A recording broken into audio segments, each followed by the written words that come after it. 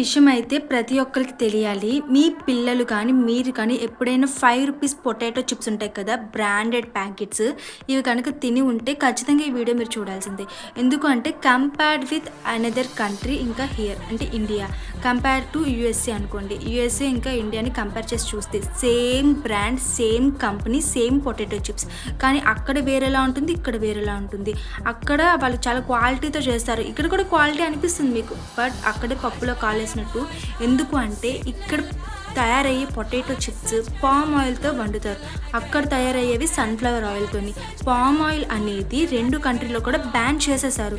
So ఏంటి ఇక్కడ FSSAI అంటే food security and safety authority of India. ఇది ఎంత దారుణంగా అంటే మన ఇండియాలో ఫుడ్ స్టాండర్డ్స్ అనేవి పడిపోయాయి. ఇలాంటి ఫుడ్ ఇండస్ట్రీకి సంబంధించిన వాళ్ళందరూ ఫ్రీగా చాలా కంప్లీట్లీ ఫ్రీగా తిరిగేసి అమ్మేస్తున్నారు. ఇంత వాళ్ళ సేల్స్ ఎలా ఉంటాయంటే పీక్స్లో ఉంటాయి. సో ఇక్కడ ఎవరి హెల్త్ పాడైపోతుందంటే మనలాంటి జనాలే. నిజం చెప్తున్నా, మనలాంటి పూర్ పీపులే దీనికి బలైపోతున్నారు. రూ. 5 రూ. 10 కదా అని మీరు అనుకోవచ్చు. రూ.